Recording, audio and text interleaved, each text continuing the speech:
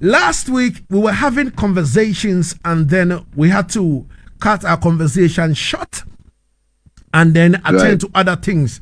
And then I did say to you that I'll, come back to you again so that we, man, and have the part 2. You understand me? And lo and behold, we are here once again. You understand me? So last week we got to the point where you were talking about where you went to Studio One to go do recordings and all that, and then Sir Clement Coxsone Dodd promised you that you were going to hear your song on the radio, but you were at home with your mom, and then the Riddim played, and it wasn't your song. It was that of Bob Andy. And then your mother said, wow, but that is not you. And then your brother went to Studio One to go, devastate the place. And then he was arrested by the police and police beat him to death. And we say condolences to that. Fred Lux. So and not the same day he was beaten to death, Okay. When I beat him, he started acting crazy. And a while after I was sleeping all over on the beach and thing until police come, and that's where I'm maybe about months after could have been. No, maybe longer than that. Longer than maybe over a year or so, because it was all over the place. Them beat him till he went crazy, Okay, all right. So, Father, talk to me now.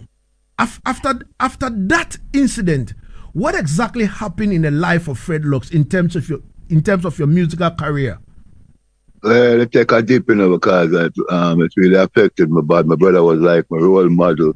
Was a good musician and play a guitar on the session too. So it was surprising that Coxsone was acting like him never recognized him when him go up there and say that him never like how him treat singers, and so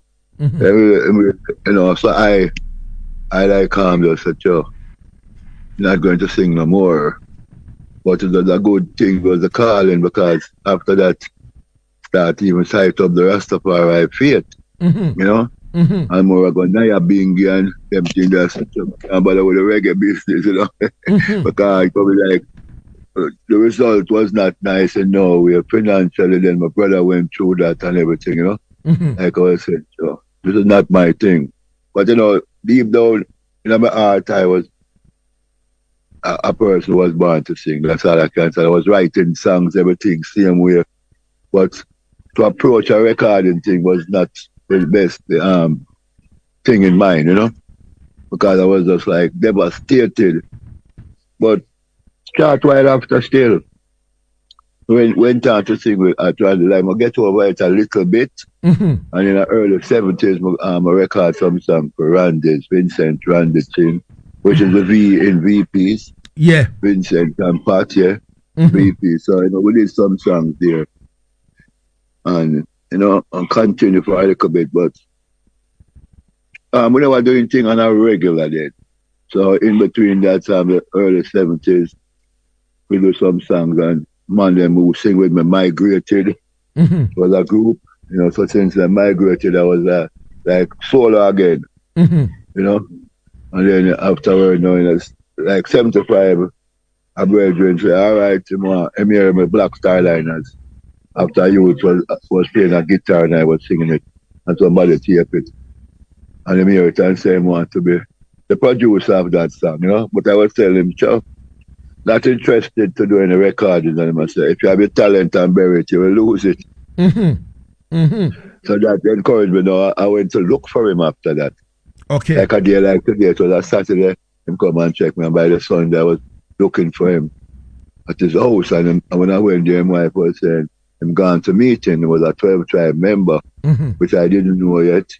And then I went back the Monday now. And when I went the Monday, she said, I'm gone to work. I said, them time it was strange that a man with long dreadlocks was working in the system. But it was an educated person, was a pharmacist, and was working, teaching youth. Like he went to America and get him things, all them papers together, He was a pharmacist, a teacher, very, very great. So, I decided that, all right, since I go and record, I'm going to record the song because I'm going to bury my talent, you know. So, even the little lull that took place within the early 70s when my brother, got killed and right up to about, a couple of years after. It was like, couldn't feel good to record, but so you get a gift as a band, say, if you have a talent and bury it, you lose it. But I say, I go all out, because we can't bring back that which is gone. My brother gone, I get over it, and, So, this is when, a farmer group, I think I was telling you before, in the 70s, named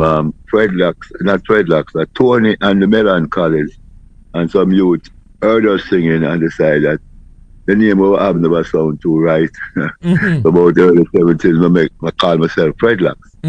Rhyme with dreadlocks, that's when I recorded Black Starliners, that was the name I used. Right, so that is where I continued my career with that because that is what I'm dreadlocks after the studio and the VPs era. Okay. All right, so I would like to find out one thing.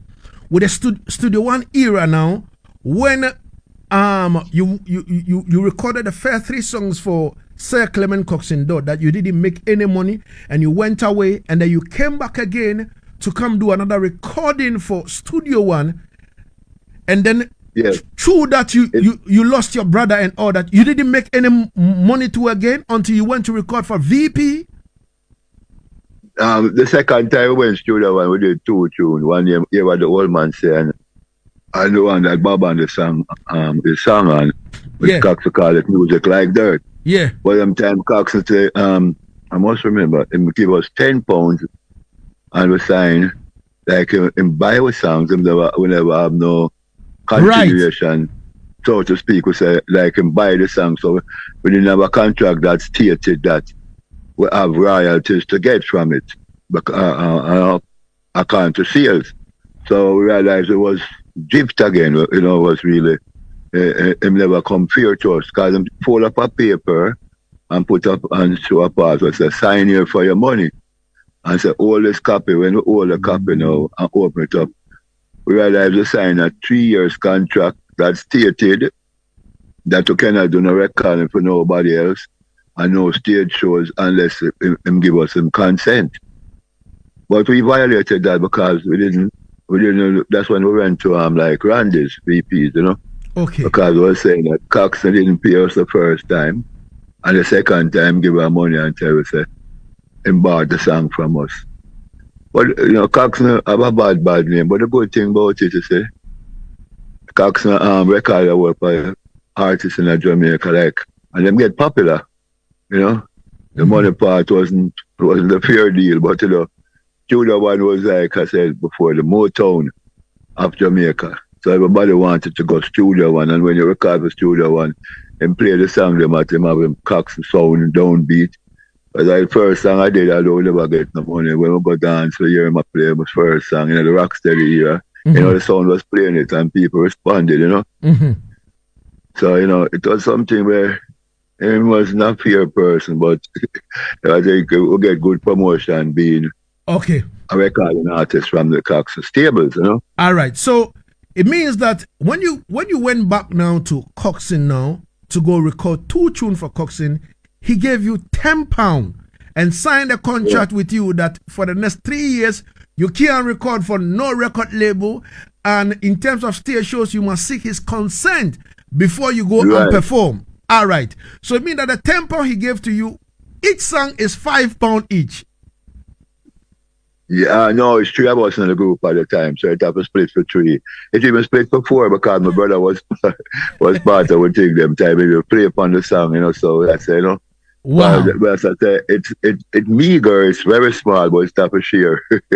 So, wow. Because it's by the first we even get nothing to feel like of course we did something. Although, of course. Would I say it was unfair in the sense where him say, I'm not supposed to buy your song, I'm supposed to tell you, give you an advance, and then royalties will be accumulated from sales, and you'll get, when him take back him initial money, he would have start pay you. But that wasn't forthcoming at all. He never have that in his plan.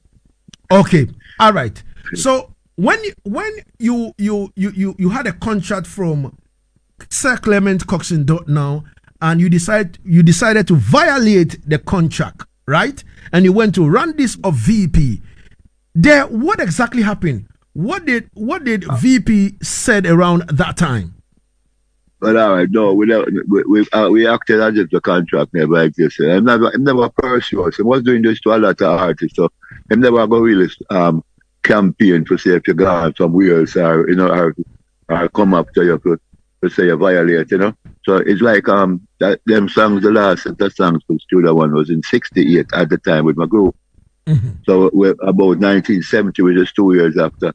Maybe the contract would have been considered breach. Mm-hmm. To start a record for Andes, Mm-hmm.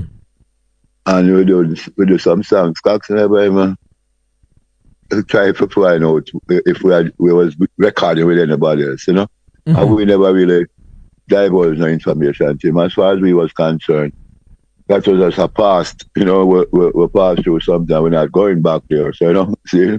Mm-hmm. Mm-hmm. But by that time, still, one of my members from the group migrated to the US. Okay. He left for about 1969, the following year. Okay. So we had the next man continued recording and like we got that was about 1970, early 70s, and after that he migrated too, Mm-hmm.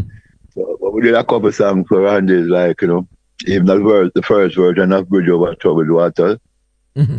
We did that first, and then Jimmy London did it over for him, Okay. Right. Wow. So it's a whole part history, Definitely. Still within the history, But still go back to the one after that, in the early 70s after the Randy's year. But Randy's was very fair. The first, me and just one person singing, and I think we got 900 pounds. 900 pounds from Randy's? Yeah. Wow. Yes, man, him give up. But unfortunately, I got racetrack and lose all of my money. My brother who sing with him say, come on, money bring money, let's go Cayman as far, go to racetrack, him have a whole parts as I can win.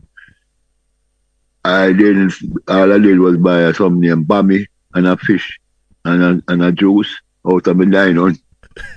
out of half of the money was mine. Then I said 400 and something. I lost everything. I went to him broke. Because money never bring money. They took away the whole of my money. Because I was not race stir fight, so to speak, So when my brother knew who said him have all these winners and us come and thing, everything him giving me to buy was not a winner. Oh God. Because I was going to buy something like with my money, I was going to buy something. I was looking at some nice clothes and shoes and get paid nearby, a road named King Street just down the road from me. And I said, baby, I want to go buy something. I look for the shoes long time down at La Parisine, Yeah. I say, come on. And I follow him and that. But after that now, when he migrated, our brethren, this is why I was forming a group named Tony and Owe. Okay. Because I was using my name, middle name, short for Anthony is Tony. Okay. So we did a song named Fun It Up in 1970 something at Coxsone as Tony and Owe. Okay. See? Owe was the same person who afterward was playing the guitar with me I sing Starliners in 1975. Okay. And the hear it. But now that group, he was living in America. He was a youth at the group now, so I love the music thing too, and come back from America so he can play guitar now and ask me what if I have a new song. But recorded before he learned to play the guitar, about 1970 something. And then, he was living in America. So that was just a recording thing what we did. But we did about 4 songs for Coxsone, me and him as Tony and Owe. But Coxsone only released one name, Fun It Up. And when I asked him about the rest, he said, well, the tape them, him don't know. Then, to the tape them, one name, you shouldn't leave me this way, I really love you. I can't remember the name of the next one, but I know it was 4 songs and all we did. And after, the 90s or early 2000s, before Coxsone passed away, went up there and checked him about them songs. I said, all right, one man, I don't know where to find them songs there, Wow. So you know that way for thing. So after that is when now me and my brother them start to sing as Tony and the Melon College, which I tell you that yesterday was my brethren and my cousin's wife. Mm-hmm. We were like the group. Mm-hmm. I mean, I sing a song named Bet You by Golly Wow. And some youth come, I think I told you that before, I repeat, some youth come and say, I saw Rasta sing like that. Mm-hmm. Say, yeah, man. And I said, what the name? I said, Tony and the Melon College. So a youth name tried to say, that not sound like a Rasta name, man. Mm-hmm. Find a better name than that. So that is when I say, I'm going to call myself Dreadlocks. That's why I'm with Dreadlocks. Yeah. And instead of Melon College, I said the Island College, like ISLAND. Mm-hmm. College mean like your brethren them, you know. So it was and we sing on a stage show with Counters and the Mystic Revelation as Dreadlocks and the Island College. Mm-hmm. But I never recorded the song at that time under the name Dreadlocks or nothing, and that group never last long. I would sing on that show because what happened, my cousin was incarcerated and the next brother was sing with me was trying to look his wife, you know. And like him get up arguments, I was saying, no, can't do this, you know. So because of dispute, we kind of never gel up together anymore because I was like protecting her, you know, because, you know, it's my cousin's wife and him getting incarcerated and this man want to move to her, you know what I'm saying? So don't worry, look a bit, man. Next to get some space in her head, you know, because she's going through a lot, you know. Mm-hmm. Right, so that is part of the history to it. Then, you know the rest now. Dreadlocks start to record in 75 as Dreadlocks. All right. And the rest is history. Before we start talking about Dreadlocks now, from 75, when did you start pick the Rastafari faith? Which year? Okay, all right. I was saying out of some evil came forth good because in 1968, from 1966 when I managed to come to Jamaica, mm-hmm. I was Rasta inclined. I realized the magnitude of what the Rastafari faith was all about. Mm-hmm. So I was delving more into the scriptures to compare with why Rastafari people were saying that His Majesty is who He is. Mm-hmm. So, you know, of course, to read Revelation 5 and say, weep not behold the Lion of the tribe of Judah that prevailed, you know. So I was 16 when Him come to Jamaica, and from I saw His Majesty at 16, I started to think that this is the road I want to take. Mm-hmm. Mm-hmm. So by 1968, when Coxsone gave it a little £10 and the top of share up and lose interest in the music or reggae thing, so to speak, I started go bingy. Mm-hmm. See? Mm-hmm. I was 18 plus 1968, going in early 1969, we started dreadlocks. I still don't cut from them time then. So, you know, I understand some of dread from in the late 60s up until now.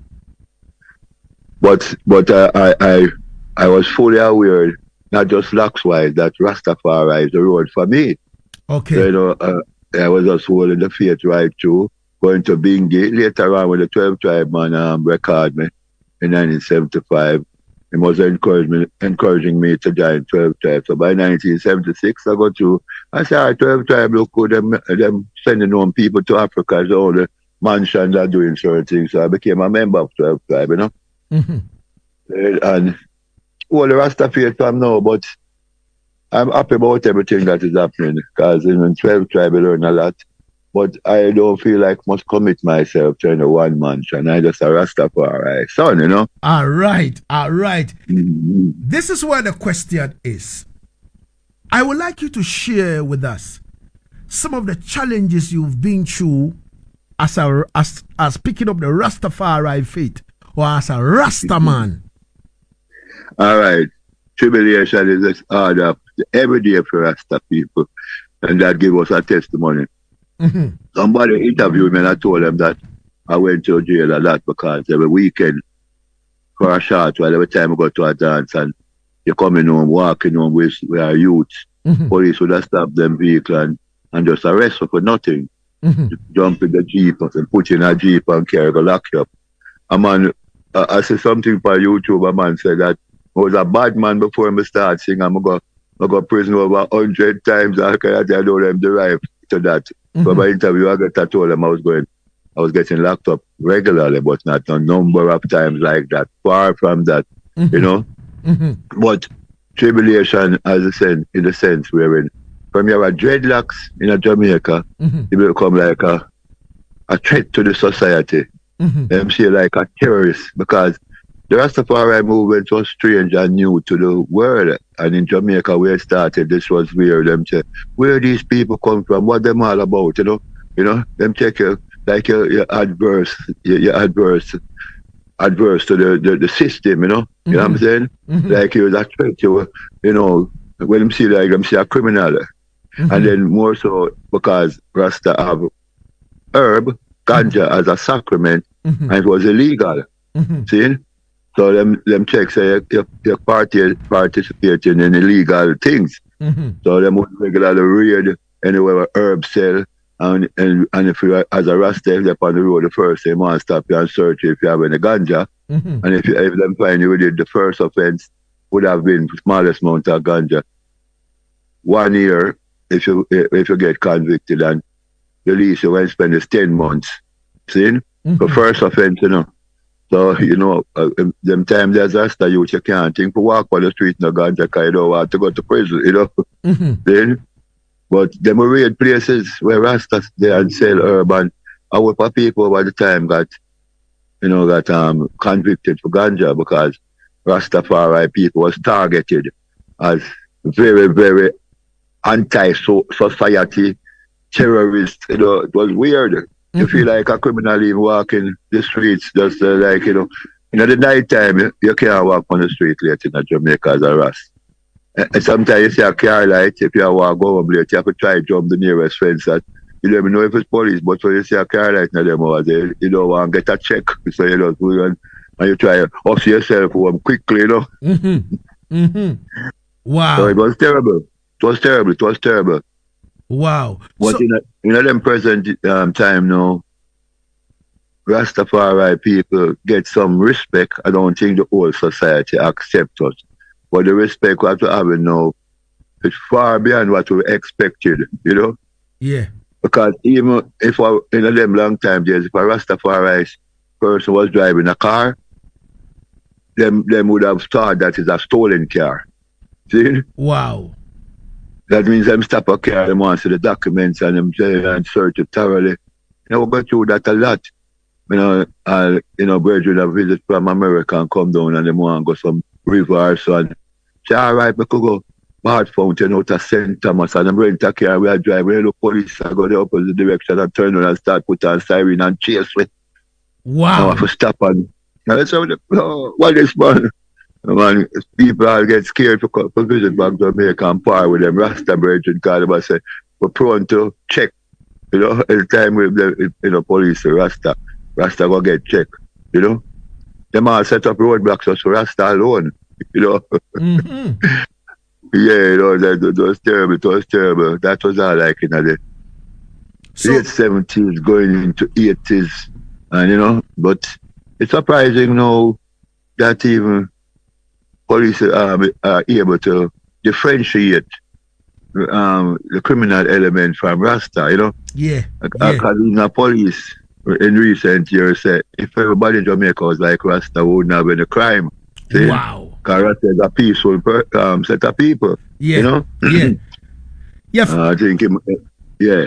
Fredlocks, I want us to clear the air pertaining to that particular vibe on YouTube where the man, a brethren, was saying that Fredlocks has been to jail several times because before Fredlocks joined Rastafari, he was a bad man and all these things. You understand me? I would like us to clear the air and let the people them know that you going to jail was based on you being a Rastafari. And around them time there, tribulation Rasta people used to go through, you know, what's that? Anywhere you go, people kind of wall you in the night and take you to jail by force. Not because you are criminal, but because you are Rasta man. Me want you explain that. So make me explain this. I got an interview before and I was telling the person who interviewed me, say, we go to jail regular because I've been Rasta and loving music.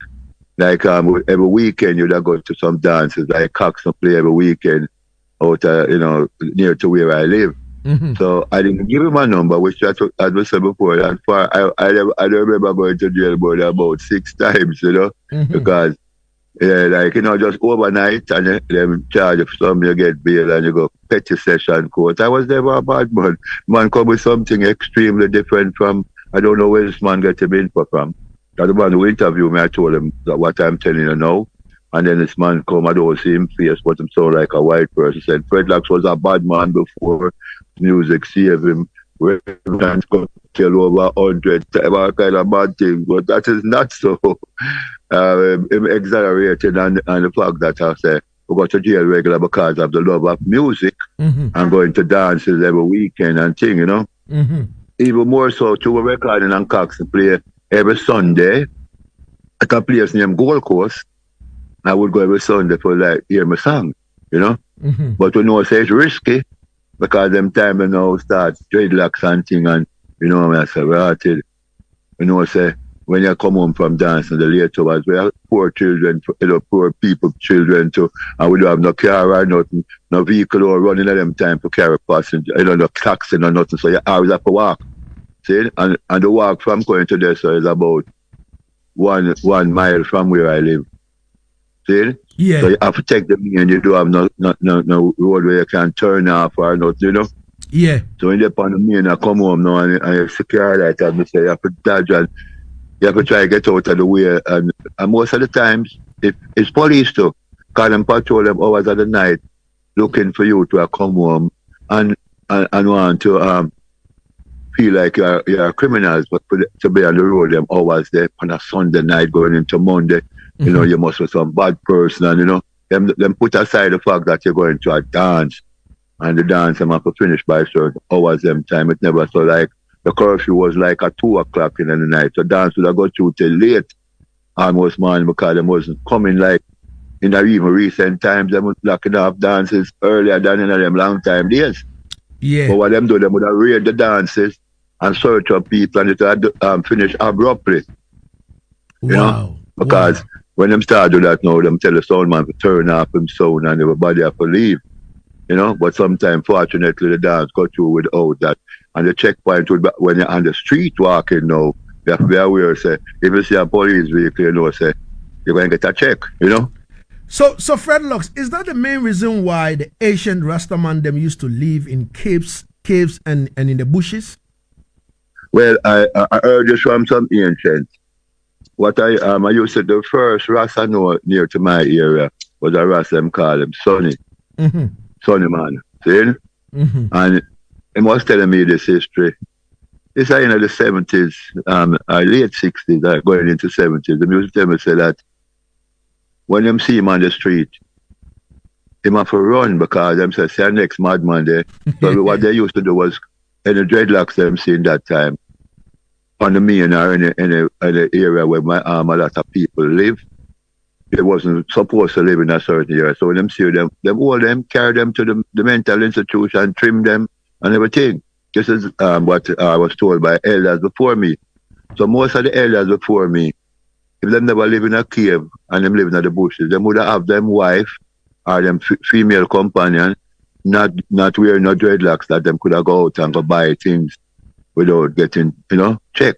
This is what son man tell me. Okay. All right. So I knew his wife too, and I know an ex Ras for the same thing. Them all the feared but carry the locks, but them can't divulge that with business on the road or find themselves on the road too often. You know what I say? So that was something that, it was hard training to know that, because a person, religion or whatever, created without committing any crime was treated like a criminal, So the Rastas in them time have to hide. I don't know about after some might have lived in caves. That's a story I hear to, But I'm not sure that I come across in the body because Sonny, the dread name Sonny man, was living up in a place where him have his own house and him sell like a urban thing and you could go up there go buy it, urban smoke. But once you see like police are coming up to try to get rid of everything. You see me? So, there's a thing we are in kind of find ourselves like as young Rasta, after all, we walk on the street too because we start to sight the faith and realize what the elders was going through. So every time we go to a herb camp, we make sure we don't beat some chalice and a come over, we don't have just far away, but say if the police here go get checked. See? Yeah. That's All right. Ladies and gentlemen, as we move in on with live on Asaase Radio, the voice of our land, 99.5 in Accra, 98.5 in Kumasi, 100.3 in Cape Coast, and 99.7 in Tamale. And we're reasoning with the legendary Fred Lux. Now, Fred Lux, talk to me about this. I was listening to a vibe the other day, and you were explaining why dancehall music is not reggae music. Can you explain that? All right.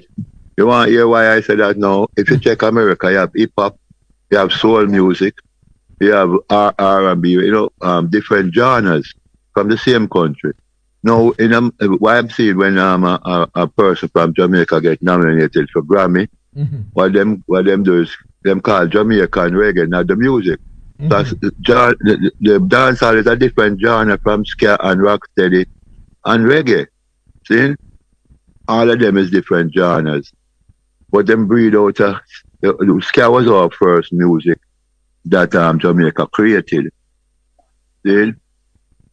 And because of that now, we decided that we want to enhance the music, and then out of ska breed rocksteady, because ska was such a faster music, and people in the studio decided they want to drop the rhythm a little slower, and that breed out rocksteady. From rocksteady came reggae, see? Which is a little slower than the rocksteady, and then reggae remained like the champion of the Jamaican music. So my reason, after that now, a mixture of the soca thing with the Jamaican influence created dancehall. Dancehall now, to me, shouldn't be the name of a music. It's the name of a place where you used to go to hear your music. See? So when dancehall came about, it was more like some dance move they want to create from the faster music, and what a dance group started to emerge from Jamaica now and things. Some of the artists, them like Elephant Man and Beanie Man, them decided to put lyrics to the beat, and then dancehall became a popular music, and I don't have no problem with it. But some of the lyrics, them, is not good for listening, because all kind of derogatory thing under this and under that, So what I'm saying, call dancehall if you want, although it's not a place, you can say it's a music, but it's not reggae. Reggae is where we sing. I can sing pan dancehall rhythm and put some constructive lyrics, but reggae, dancehall, rocksteady are all different genres from Jamaica. Scared all of them. All of them breed out original music till we come to this. But the dancehall influence is more like it have a kind of soca or calypso with the thing, and like the beat up. And it's nice, but like here than when you hear it, you want to dance to, because me I say. What I'm saying is not reggae. Reggae is a different tempo. See? You understand? So people must learn to differentiate. I don't want people to think because America categorize Jamaicans as reggae, okay, what kind of genre. Because if you do a tune like, it's not a reggae tune, and you do an album with various kind of different genres from Jamaica, you get nominated in the reggae category, and if you win them, say you get a reggae award. But they can't award a sort of boom, bye, da bate boy, all them two that don't really reggae neither, It's more a slow beat. See? If it is an album and it's a Jamaican, you'll get nominated as a reggae artist. Yeah. So I don't have that answer your question. I'm saying that dancehall and ska, not just dancehall, dancehall, ska, rocksteady is not reggae. See? Yeah. Reggae is a musical created with a different tempo, a different beat, so it become a different genre within our music. Because you're not going to call hip hop in America and rap music, you never call that soul music, you know what I say? So America should determine how we categorize our music. Okay. fair understanding that when you want to when it's time for maybe the Grammy nominations, they must make sure that reggae goes into reggae. They shouldn't mix up with reggae, dancehall, rocksteady, ska, and all that. Reggae should stand for reggae, right? Yeah, reggae is reggae. Ska is ska. Everything must differentiate. Definitely. Because I'm not a reggae artist, neither. I'm just an artist. I mean, if I want to do a ska tune, I can do a ska tune, and all these things. Mm-hmm. But I'm saying when the music is reggae or ska, just define it as being what it is, Mm-hmm. Don't say this every tune out of Jamaica is reggae. Like I said, Jamaica is just reggae. Every artist is probably come from Jamaica. It don't matter what kind of music he's singing. You categorize that as reggae, and that is not so. That's what I'm trying to say all over the years, that don't do this because it's not so it goes, Definitely. Now, talk to me, Fred Lux. How many studio albums have you? Well, I maybe kind of lose count of some of them. I think I maybe gone over 20 something now. Some don't release yet, some release on digital download. I think maybe about 10 or more go and come from hard copies, like in the form of CDs and vinyl, Mm-hmm. But I've been doing this for a long time and still recording a lot of albums out there for me that some people just start to release. And plus now some was released on digital download, so quite a few. Maybe I gone about over 30 or so, I'm 25 going over 30, but somewhere about there. Because occasionally when I go on YouTube, I see some people just bring out album with me again when we do a long time or so, See? Mm-hmm. Like somebody was saying my latest album named Doja Works that I did for a producer, engineer called Steve Stanley, one of the best in Jamaica. And then when I knew it was released or not, but I see it recently with them say, well, Fred Lux's latest album is Doja Works. I think it's 12 songs we put together, Mm-hmm. Mm-hmm. So occasionally people have doing music for them, compile albums and put out, have albums I do. And I know that it's out, like I do an EP with 7 songs. I do a name Right Away. I do a next song for the same producer. 16 songs named Bigger Tunes, Mm-hmm. And that's all of them they did a couple of years ago. And I have about 3 albums in the pipeline. Black or Dread from England have an album. They want to bring it on fine. And the latest album is really Born Rasta. Mm-hmm. Okay. Which the producer is going to put it out on vinyl now and bring it out on digital download for. I think him like the response to the album. So him live in America, Jamaica, and he want to bring it out on vinyl now. Because the vinyl market kind of coming back, but not like before. Maybe will never be like before.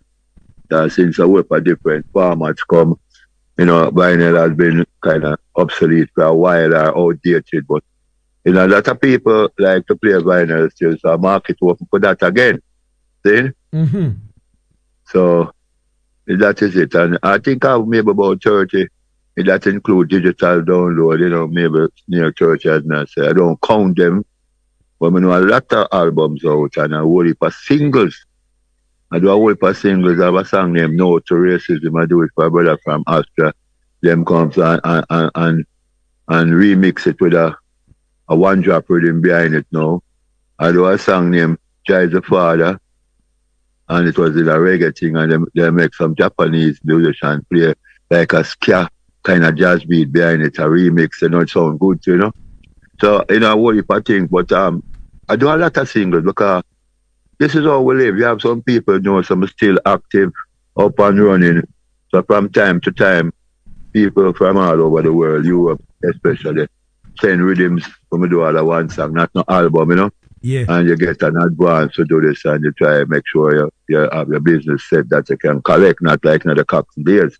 Yeah. I need to update some of my things still, you have to inform your different publishing companies that think copyright people when a song come out, because them have a web of people that deal with, so them not really single you out and follow up your thing.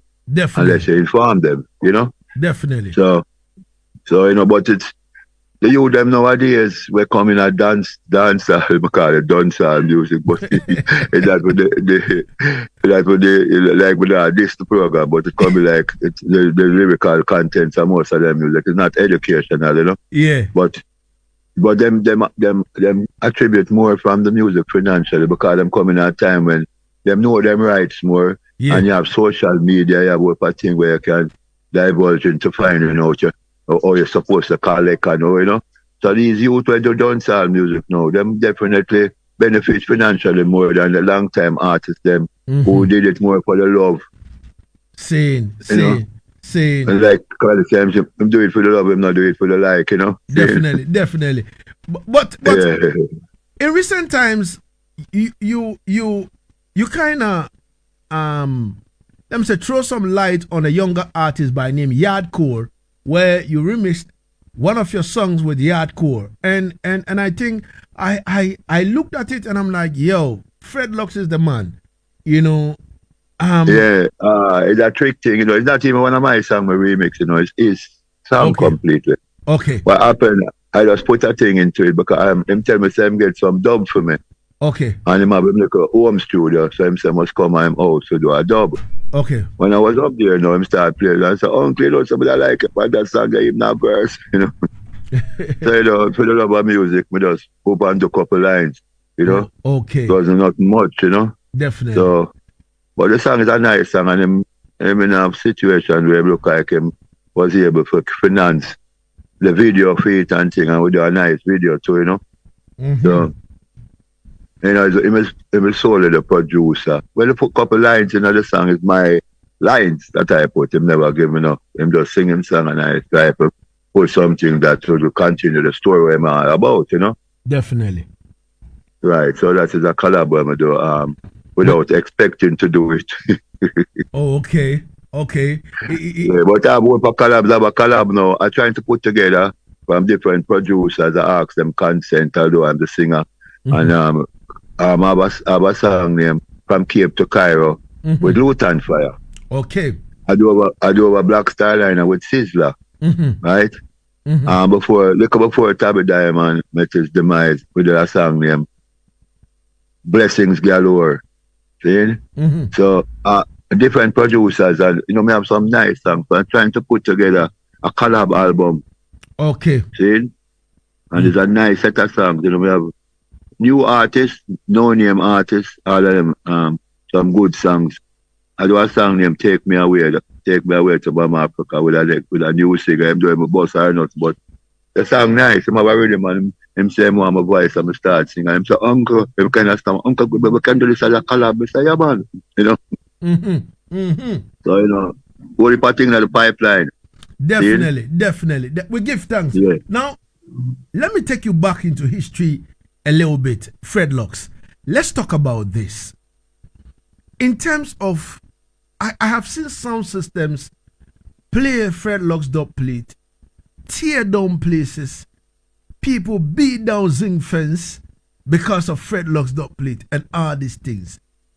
And I say one, I don't cut you. I say one, I think it's in Ghana where a town from England a play in Ghana and a man lick off a shot out of one pop. Yeah. You understand me? So, looking at all this and the support you've given to sound system culture by voicing dub plate for sound systems and all that, Fred Lux, tell us, which sound system did you first voice dub plate for? We would like to know. Okay, I was in America one time, and a little thing with them did have a sound that where the pure slackness name King Agony. Some little youth from in a 12 tribes that know them parents. So them first, I think, no, one a little youth have a sound name, something I can't remember the name. And the cousin, wife, nephew, and he was in Brooklyn and begged me to do a dub. And I do a dub for him. That was the first. So I think I'm named Techniques. Like different from the long time Techniques, yeah. So that was the first person who do a dub with me. See? And then King Agony now, when we do King Agony dub now, then was the more popular thing.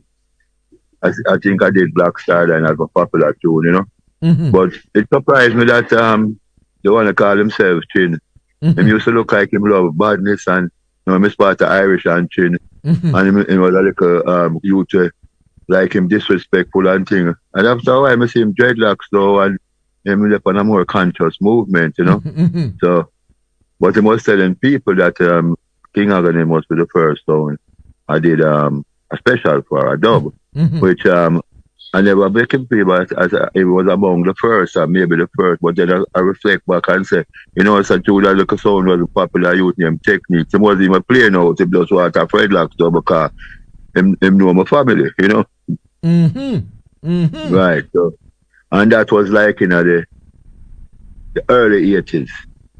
See? Yeah. Right? So the fines are now, after that now, because I'm doing so many songs and from a Black Steiner album, people start want dub off of them songs, And let me say, we are the bad dub, but one of the baddest big man in the dub business, still able to tell that I'm full of lyrics. We intro them and them thing and people, Up to last night, we just go do a dub after me do your things, them. Yeah.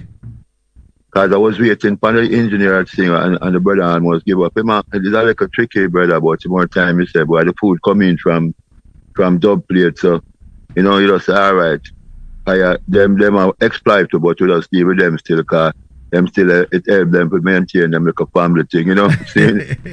And dub is not somewhere people sell, so to speak, them just one, but them can from dub plates a man can get popular, them sound can bust and all these things, Of course. So here this though, a brother called me about last week and said, why in America brother draw one of your dub them man with thousands of people in Brooklyn and the place not good, mash up bad.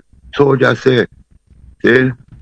And the sound man himself called me and said it was not dub me play Fred like. To me have my studio, I put something in and your soldier said tune and play a version when nobody can play like him strip it down and saying and I said the place got mad. See? Wow. But I hope I even VPs keep an outdoor thing and a sound. Earlier this year, I sound a place, the soldiers say in a dub style we do for them. And I must say, I was one of the most exciting part of the thing when them drive, All right. So, yeah, and I say, I never give you a comment and with them on here, but I say now the thing they must say a student thing later if you do your two thing I cry. But the way the engineer time you out and go out buy food and leave me in there for long and thing and I say, nah make today pass I'm not the Lagazee thing, Of course.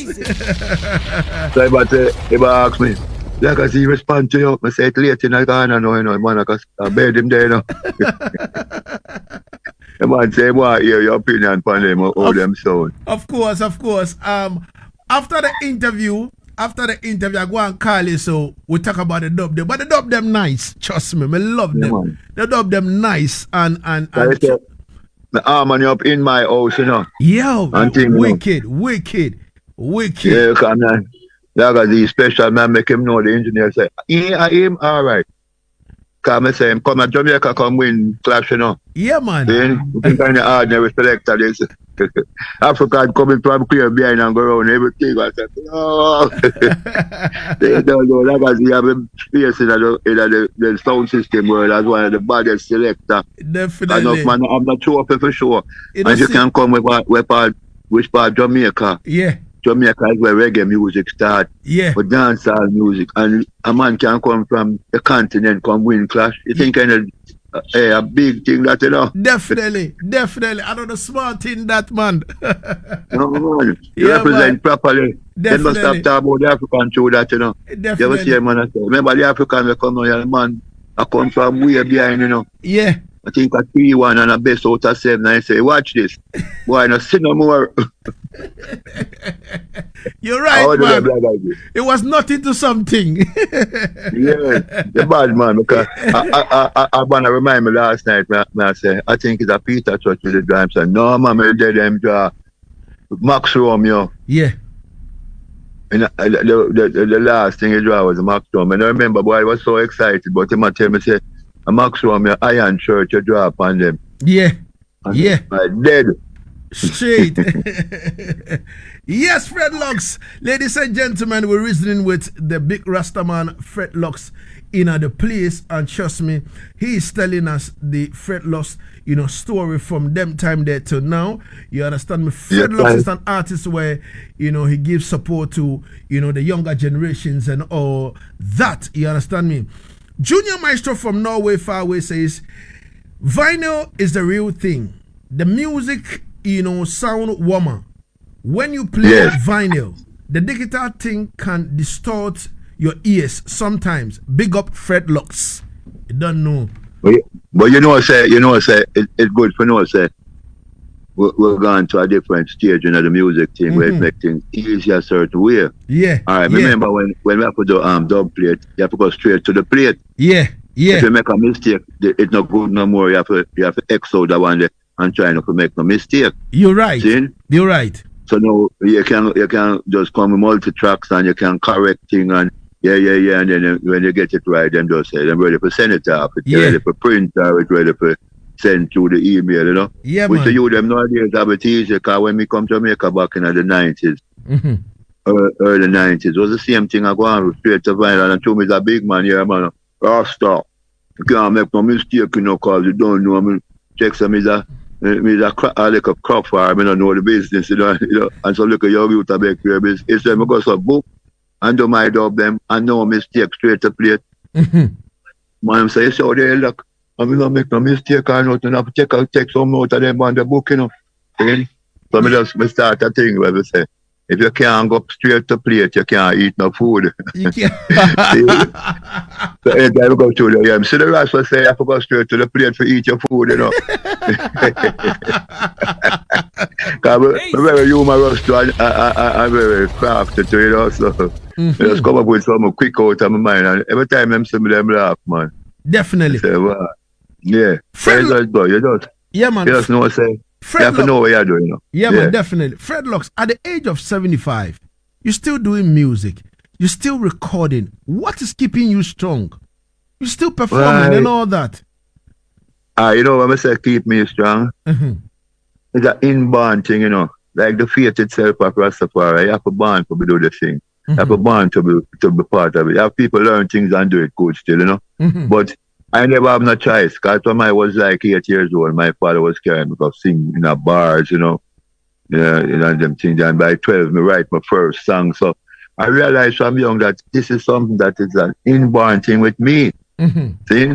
That's why at 17 years old, go studio one and record my first song with my group. And I was saying, from then on, you feel happy to know, say, even when you get exploited, you hear a song I play on the radio, and you hear it playing at the dance, and you say, wow, Yeah. This is what you want to do. Yeah. Even when you take a little, you're going to exile for a minute because of not financially rewarding. Yeah. You still have to, boy, deep down in your heart, you have to continue, because I say, I'm not a plumber, or a newcomer, Definitely.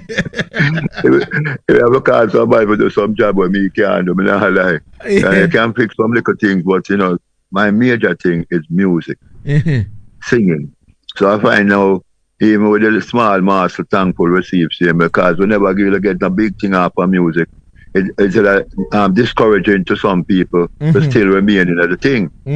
But Bob Marley told me one something that I remember about a year before him passed. Him say a song is not a song till it's recorded. Definitely. And I said, right, what am I talking about? I was like examining it and said, it don't make no sense. Yeah. But then when it takes over the time, I say, it's like a vineyard. If you don't plant a seed, it can't grow. It can't grow. So even though I get exploited, if Black Star in an album in my book was not one of my best singing, because the producers tried to tell me how to sing my original songs, them and me have them in a different keys where me I try sound like D Brown, and I'm telling them pretty thing now go fit cultural music and try, But it gave me a name, and up until now, most of the dubs I'm doing is off a Black Star Line and two Rastaman, so just say. You want to hear some joke now? Some people don't know my history, man say, Fred Lux, me get 3 dubs for you, And I go to studio, and the man say, when I tune name Soldier say, and the next one name CIA, and then I say Soldier say and CIA are the same tune. Them people give the tune them the more name because of something where you elaborate on in the song, Definitely. Yeah. Ladies and gentlemen, Wow, it's been lovely reasoning with the great, Fred Locks, telling us his story from, when he started singing at a tender age with his father, to when he formed groups upon groups, from Creation Yes. Stepper to Melon Collins, to Even before creation. No, the first one was one named the Flames. okay. From school days when I was 13, going into 14, was going to school and we enter amateur festival with the likes of all the Jamaicans who sing Baba Boom. Them was like, and them was amateurs at the time. So we my group named the Frames, 5 away from school for my group. We don't know nothing about harmonies or nothing, but be right at tune name. I thought she loved me. And it was accompanied with some doo-wop kind of harmony. Then, but we never go into the recording more with that. We leave school, everybody, and them separate ways. But when we enter the festival, they must say, boy, it sound good for some youth, Wow. Even then, as a little bald youth, when I come out, them think it was a paragons. Them some look like John Walt. Same. School youth, but come out, big for my age, so I come out in a black suit and the rest of the group have on the same kind of clothes, Definitely. So it look nice. It look nice to come out and we sing a tune. I thought she loved me. See? Definitely. And I give a little piece like I say, I thought she loved me. And then I say, do, ah. I thought she cared too. Do, ah. So the people them who audition will say, when they don't know harmony, but they sound good, Yeah. And then put up on the stage show still, and we reach the semi-finals and at the top 10. Wow. Yeah, and we say, wow. But, at the end of the day, we never continue because one of the youth them in the group, his father was like, a man will have money, so he used to bring him son come school in some big high-end car, and besides, him want manage with. So him go through with him carry go to the auditions, and all these things. As school youth, But then now, as I said, it never last too long. Just school days, I leave school at 15 plus, and that is when we start singing.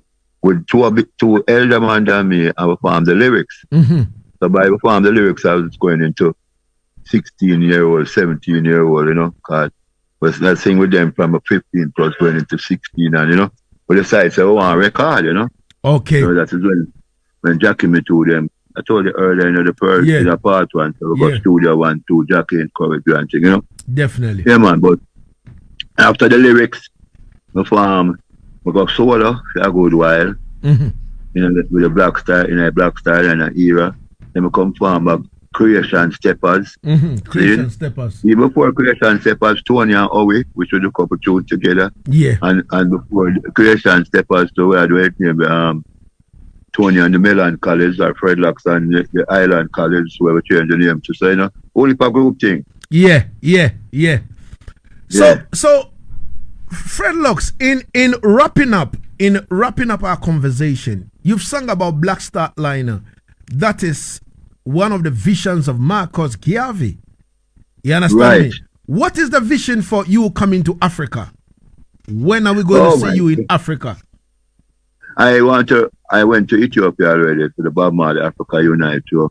And if I never had to leave to come back, I wouldn't want to come back in the West. My thing is that I don't lose focus. I want to go to Africa. I prefer die there. Then, because the Rastafari movement is all about a back to Africa thing, the teachings of His Majesty and the West must perish and thing, North Africa and Mama Land, the first creation, So, even if I come to Ghana to do some show and I have to come back down there, so to the art training to know me I have to come back. But in the country you go, you have to try and make yourself straight and you can't be illegal alien in another country, even Mama Africa, So, I don't like living in Africa. Specifically, maybe Ethiopia, not because it's the best, but at the kingdom part of the country, See? And I like traverse the whole of the continent of the show. Just living in Africa and the shows all over in Africa and stop come down here. So. And if them say we have to come to the show down here, so we just come do it still, but we want to reside in Africa. That's how I say Mama Africa as a final destination, Final destination, Mama Africa. Of course. Of course. Yeah. They don't know that, man. Definitely. Africa for Africans, those at home and those abroad. That's our Marcus. And it might say the West must perish. Definitely. You're perfectly Yeah. right. You're perfectly And I was right. looking at, before we wrap up, I was looking at a documentary recently Mhm. where a man was narrating and said, Africa is the only place where don't make no nuclear weapon, never enslave nobody. See? I know what to them do African people from such time. Africa present some of the best people in the world. Black people, of course, is the best.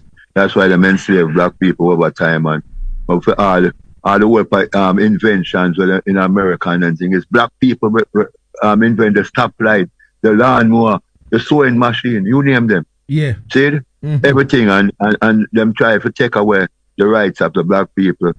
These colonialists, these slave masters, you know, how them fewer than people in some country, but them have the power because, as them say, the black people never are prepared for no war, so we never do no weapons of war. So, you know, because of that now, these people who are evil people, them decide so them want to have the upper hand, so them come with things for undermine and enslave black people. See?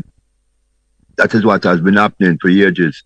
But nowadays, like Ibrahim Traore show them, so we're not afraid of people, you know. Yeah. Because you see everything from the continent. If we don't get it, you can't survive, you know, because Africa is the richest place with all the different, you know, everything where you could think of, you know. Definitely. So it's exploitation because black people feel like them in the background.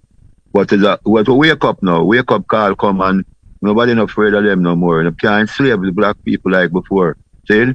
You have some black skin, blue eye boy, you know, and like they call them roast bread fruits, still them black outside but them white inside. But them people fewer because of them bow to the system because them realize the oppressors have the upper hand and them things them can make things better for them, you know. But it's not so. How this man was talking, say black people in America don't own the Chinese come and own all the things and the certain things. White people own the supermarkets. Every black people in their own community don't even own nothing. See? Yeah. Understand? But the music thing make a whole of black people propel into greater people and become millionaires like the black youth them when a hip hop and rap thing in America. And basketball and things because them can't outdo black people when it comes to not physical or music, you know. You're right. So yeah, people them just excel and like it just happened overnight and them say, right, them get to you, you know. And them so I'm glad for what go on in a certain way because we are those that pass through great tribulation. The black people is a chosen nation, you know, royal people, you know. Yeah, man. Friend Africa, yeah. Wrap up. Yeah, man. You are being awarded this evening at the Marcus Garvey event. How does it feel like? Talk to us about it. I have to tell you, I feel humbled by that because I think I got about 9 awards just through my song Black Starliners, you know. Even original dancer, I get 2 different awards from them. One is a pendant from I think them ramping shop, them come Jamaica and, you know, so them people give an award for supportive people apart from the one on the platform, you know. So it was surprising to people that I get an award as a one in the audience. I guess I never got an idea, you know, my sister collected it for me. It's just a pendant mark to Fred Locks for supporting original dancer. But I get an next trophy for our song Black Starline and then put my picture and thing. And same original dancer. I've been given Lifetime Achievement Award from sister in Canada. And I have been house give me an award. Saying some sister in passed away now. Saying Mama Fire. She give me a citation, you know, like some laminated. Only thing I get and some youth from Spanish Town say, boy, uncle, you have a hero, you have a thing, we get an award with the Globe.